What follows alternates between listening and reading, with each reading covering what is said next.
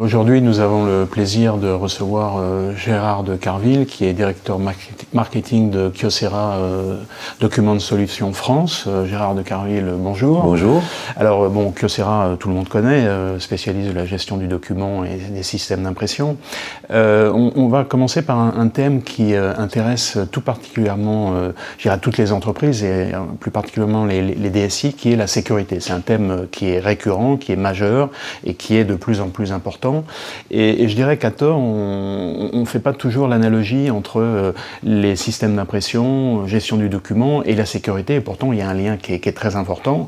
Bon, évidemment, il y a des choses qui sont absolument triviales, du style un document important, peut-être même confidentiel, qui peut traîner près d'une imprimante que quelqu'un va récupérer, via l'envoi d'un document à partir d'un système d'impression de manière menée. Enfin, je dirais que finalement le système d'impression, il y en a plein dans les entreprises, est aujourd'hui un système informatique avec, je veux dire, c'est un PC en soi avec des fonctions supplémentaires, et on n'y pense pas toujours. Et donc vous avez beaucoup réfléchi à cette question parce que finalement c'est un peu un point faible. Enfin, en tout cas, ça pourrait l'être. Donc, est-ce que vous pouvez élaborer un petit peu sur ce thème de la sécurité et de ces systèmes d'impression?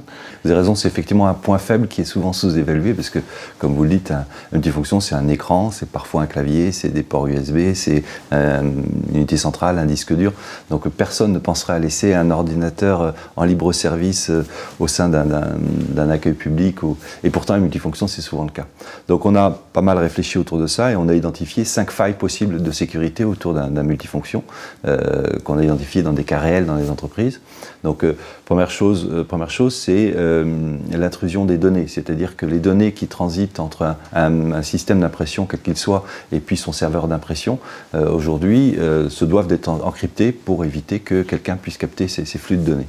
Deuxième chose, c'est l'accès c'est un point d'entrée dans le SI de l'entreprise. Oui. Donc là aussi, il faut faire en sorte de protéger pour que le multifonction ne soit pas une entrée facile sur l'ensemble des données de l'entreprise. Donc il va falloir protéger déjà de base les ports USB et tous les points d'entrée informatiques du multifonction, mais aussi derrière encrypter toutes les données qui vont rentrer-sortir de ce multifonction et puis qui vont être stockées. Ça, c'est la troisième faille, c'est le disque dur. Il y a un disque dur dans la multifonction. Quelqu'un de mal intentionné pourrait tout à fait aller démonter facilement un disque dur, partir avec et aller récupérer toutes ces données qui sont stockées parce qu'elles sont en attente d'impression, d'envoi, etc. Et là, il peut y avoir des choses très très confidentielles sur ce disque dur. Autre chose, c'est comme vous l'avez dit tout à l'heure, un multifonction est en libre service par définition, puisqu'il est souvent partagé par différents collaborateurs, différents utilisateurs. Et donc là, faire en sorte que n'importe qui ne puisse pas utiliser ça pour aller diffuser l'information. Je prends l'exemple du fax, pouvoir scanner un document pour l'envoyer par fax ou pour l'envoyer par mail à une adresse quelconque pour que ça sortir de l'entreprise des données sensibles. Il faut désanonymiser ce type d'action pour éviter ces failles. Et puis la cinquième, la plus flagrante et la plus courante, qui est effectivement le papier, donc l'impression elle-même. Donc il va falloir protéger ces impressions. Il y a la première chose qui est faire en sorte qu'il n'y ait plus aucune feuille qui traîne sur un copieur en attendant que son propriétaire la réclame. Oui, mais alors si la personne qui utilise le système d'impression laisse traîner sa feuille, finalement, qu'est-ce qu'on peut faire contre ça? D'ailleurs, à la limite, il peut la laisser traîner près du système et il peut la laisser traîner sur son bureau. Enfin, là, pour le coup, c'est plutôt l'utilisateur qu'il faut former. C'est pas il n'y a pas de technologie particulière à mettre. Si. D'abord, il y a des technologies. Après, il y a effectivement l'accompagnement au changement. Mais d'abord, il y a un certain nombre de systèmes relativement simples qui évitent qu'il y ait des documents qui traînent. C'est simplement déjà s'identifier au moment de l'impression. Ah oui. Donc, soit s'identifier à travers un code. C'est très très simple. Il n'y a pas besoin de logiciel très compliqué. C'est simplement, on va lancer l'impression, on tape un code et quand on va aller récupérer son document sur la machine, on tape le même code pour la récupérer. Après, il y a d'autres systèmes un petit peu plus sophistiqués, mais qui sont aujourd'hui très, très standards, qui sont à la récupération de l'impression par badge, l'identification par badge sur la machine, pour qu'on soit sûr que la personne qui veut récupérer ses impressions soit obligée de se présenter devant le multifonction, s'identifie, et là, l'impression se lance. Puis après, il y a d'autres systèmes qui vont éviter que le document qui va être imprimé, qui va être éventuellement confidentiel, soit dupliqué facilement. Donc avec des systèmes de filigrane qui vont éviter la photocopie du document ou l'identification de l'origine du document là où il a été imprimé pour que quand il sera photocopié, on puisse assurer une traçabilité. Et puis là, vous avez raison, c'est derrière tout un accompagnement au changement, une sensibilisation des collaborateurs sur l'usage du papier. Dans tous les projets informatiques, c'est ce qui est le plus difficile finalement, ça on le sait bien, et là ça ne change pas. Là ça ne change pas, mais il y a un certain nombre de bonnes pratiques à établir. On avait l'exemple il y a quelques mois de ça d'un constructeur automobile, un gros constructeur automobile allemand qui a lancé un appel d'offres européen et qui a demandé à ce qu'aucun des collaborateurs ne sorte de l'entreprise avec des documents papier. Donc ça veut dire qu'il a demandé une solution de mobilité, de façon à ce que quand il va prendre son avion, partir du siège allemand, prendre son avion pour aller voir la filiale française ou espagnole ou voir un concessionnaire, donc il imprime à distance. Et il va aller imprimer, il va récupérer ses documents à distance. Soit sur une machine de l'entreprise, donc d'une filiale, soit sur une machine qui n'est pas de l'entreprise parce que c'est un concessionnaire indépendant, mais qui puisse quand même récupérer ses documents. Donc ça, c'est même plus que de l'accompagnement au changement, c'est une politique d'entreprise. C'est-à-dire que le collaborateur qui part avec des documents à papier est en faute professionnelle. D'accord. Et puis après, il y a effectivement, ne serait-ce que mettre des destructeurs de documents à côté du photocopieur quand on va aller numériser un document pour l'envoyer par mail. Le document papier, on va vouloir le détruire, on va le détruire juste à côté directement. On ne va pas le récupérer, le mettre dans son bureau ou le laisser traîner quelque part. Et puis après, il y a toute la procédure d'accompagnement au changement, de sensibilisation des collaborateurs sur le document papier. Et alors, donc vous, quand vous rencontrez les entreprises, parce que vous avez fait une description assez large de toute cette palette de solutions que vous proposez, est-ce que, alors vous avez cité ce constructeur allemand qui a demandé une solution un peu, enfin assez spécifique, très spécifique, mais est-ce qu'aujourd'hui les entreprises sont sensibles à toutes ces questions-là et vous demandent de mettre en œuvre les fonctionnalités que vous avez énoncées, ou est-ce qu'il faut encore, j'irais faire beaucoup d'évangélisation et d'information pour que finalement ils soient vraiment conscients de tous ces problèmes? Alors, je dirais la moitié du chemin est fait. C'est-à-dire que les grandes et moyennes entreprises nous demandent des systèmes d'authentification par badge pour éviter, effectivement, pour permettre à ce qu'il y ait une traçabilité des usages des machines et qu'on puisse bien suivre ça et éviter ces documents qui traînent sur une machine. Mais il y a encore beaucoup de travail dans les moyennes et petites entreprises parce que là c'est pas du tout pris en compte. Et puis, il y a des administrations aussi, comme je vous le disais tout à l'heure, il y a des hôpitaux aujourd'hui où dans l'accueil aux urgences, il y a encore des documents de santé qui traînent sur le multifonction à l'accueil des urgences. Ce qui est aujourd'hui complètement aberrant, mais c'est une réalité, je l'ai constaté.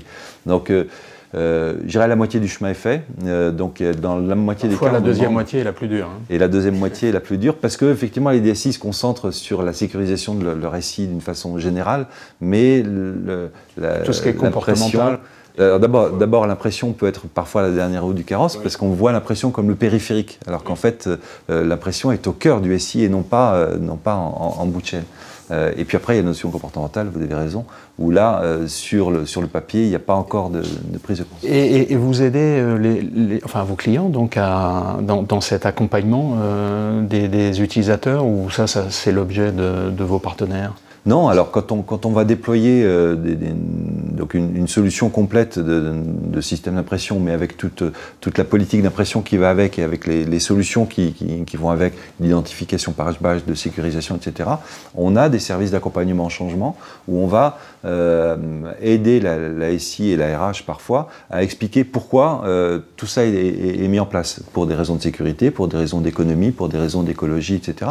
Donc on a des services où on va mettre en place un plan de communication et voire un plan de sensibilisation jusqu'à des plans de formation des utilisateurs sur les nouveaux usages des systèmes d'impression liés à cette politique d'impression que la direction générale ou la direction des systèmes d'information a mis en place. Très bien. Alors donc on est en 2018, hein, il y a entre documents, données et puis GDPR, on voit bien que tout ça c'est dans un même paquet. La GDPR, la date limite c'est mai 2018, donc c'est très très bientôt.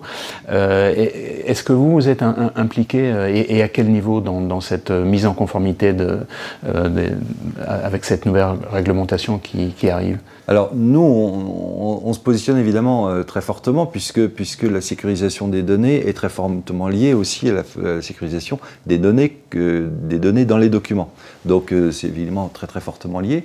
Et donc on s'intègre, on sensibilise nos interlocuteurs DSI sur l'intégration de la prise en compte du multifonction dans la réflexion globale de la mise en place les GDPR. Donc, par exemple, dans les audits qui sont faits en interne dans l'entreprise pour voir où sont les éventuelles failles de sécurité sur le traitement des données personnelles, eh bien, quel est le rôle du document papier dans ces données personnelles? Quels sont les documents papier sensibles qui sont utilisés dans les process de l'entreprise et comment sont-ils traités aujourd'hui et qu'est-ce qu'il faut faire pour les sécuriser demain? Donc, dans le process global d'identification d'audit, d'identification des risques majeurs et de classification de ces risques de l'entreprise, on va proposer notre expertise sur la partie documentaire propre et jusqu'à la partie papier. Puisque...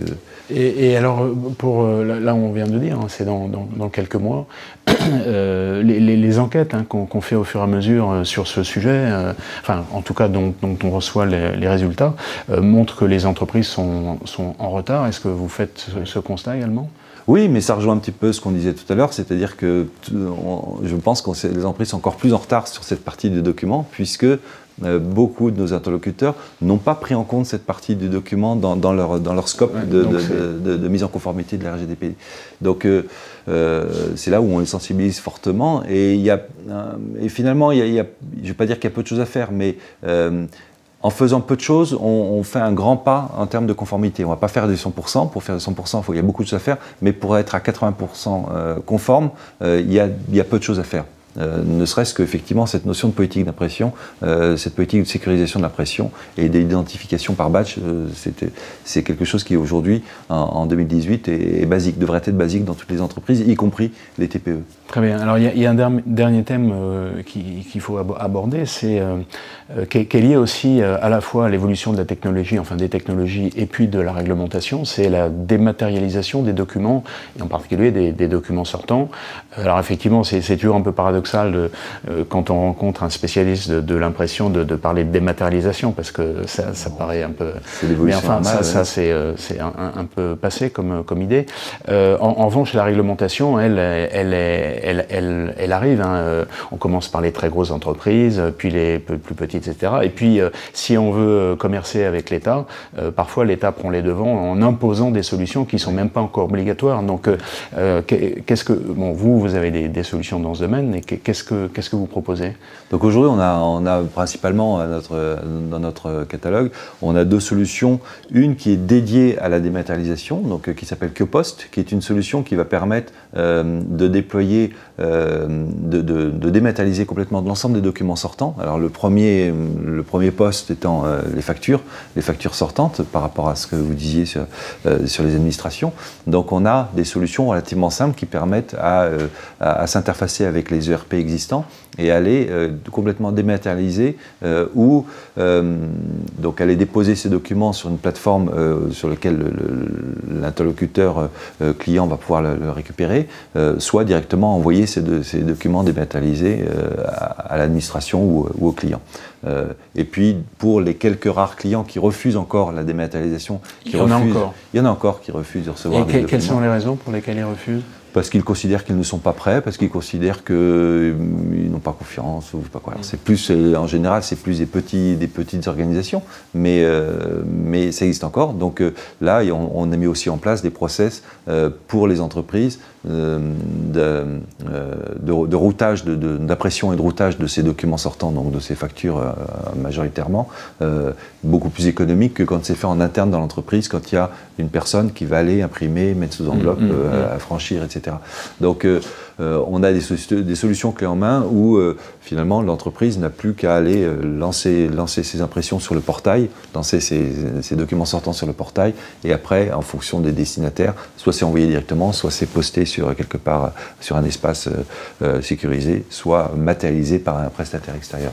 Alors finalement, on a couvert pas mal de sujets, hein, sécurité, la GDPR, la dématérialisation, donc ça fait pas mal d'éléments, et je crois que vous avez regroupé tout ça dans un ou plusieurs documents pour aider un peu vos futurs clients à comprendre et puis à échelonner un peu tous ces différents projets. Oui, tout à fait. Donc on a élaboré un livre blanc sur la sécurité du document dans le sens large, qui va traiter toutes les failles dont j'ai parlé tout à l'heure, et puis la notion de RGDP sur ce point-là, donc comment la RGDP s'intègre dans cette notion de traitement de la sécurité et comment se préparer pour le mois de mai prochain.